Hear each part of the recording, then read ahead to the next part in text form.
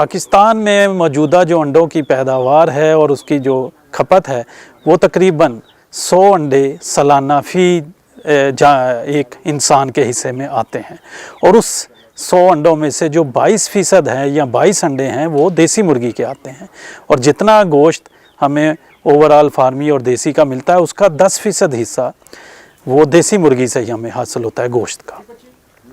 तो जिस तरह मैंने बताया कि हमारी जो अपनी ब्रीड है जिसको हम देसी या असील कहते हैं, इनकी पैदावारी सलाहियत कम है। इनके अंदर जो अंडा देने की जो देसी मुर्गी है उसके अंदर 70, 80 या 100 तक इसका फी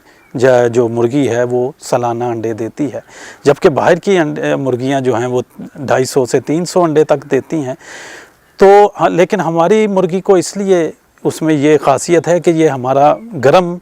इलाका है, ज़्यादातर मौसम गर्मी का जो 7-8 महीने 9 महीने तक रहता है उसको बड़े अच्छे तरीके से बर्दाश्त कर लेती हैं। और इसके अलावा इनके अंदर ये ख़ासियत होती है कि ये बीमारियों से इनके अंदर बड़ी अच्छी तक क़ुव्वत मुदाफ़त होती है, जिसकी वजह से ये घरेलू तौर पे बड़े आराम से यहाँ पल जाती हैं, चाहे किस तरह का भी मौसम हो। बाहर से जितनी भी ब्रीड लाई गई हैं, ब्लैक ऑस्ट्रेलॉप है, RIR है, फ्यूमी है, इनकी पैदावारी सलाहियत तो ज़्यादा है लेकिन इनमें उसी तरह मौसम गर्म मरतूब मौसम को बर्दाश्त करने की सलाहियत और बीमारी को से बचने की सलाहियत कम होती है। देसी मुर्गी का बढ़ाने के लिए ही ये मुर्गियां बाद में इंपोर्ट की गई बाहर के ममालिक से कि ताकि जो अच्छी नस्ल की मुर्गियां जिनकी पैदावारी सलाहियत ज़्यादा है वो यहाँ पालने का रुझान ज़्यादा हो। और अब चूँकि ये 30-40 सालों से ये पाकिस्तान में ये लाई गई हैं और उनके आगे बच्चे आते गए हैं, तो ये भी काफ़ी हद तक अब अडॉप्ट हो गई हैं। लेकिन अभी भी इनमें बीमारी से लड़ने की जो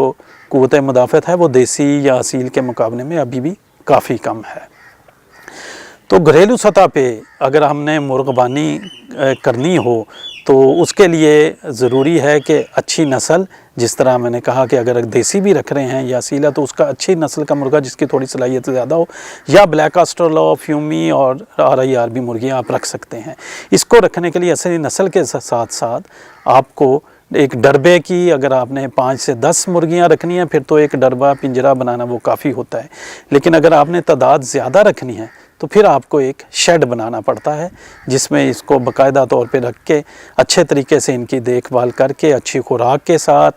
अच्छी तरीके से देखभाल करके और वैक्सीन करके इनसे अच्छी पैदावारी सलाहियत हासिल की जा सकती है। कमर्शियल लेवल पे अगर आपने इसको काम को शुरू करना है तो 50 कम अज़ कम आपको 50 मुर्गियाँ या इससे ज़्यादा मुर्गियाँ रखनी चाहिए।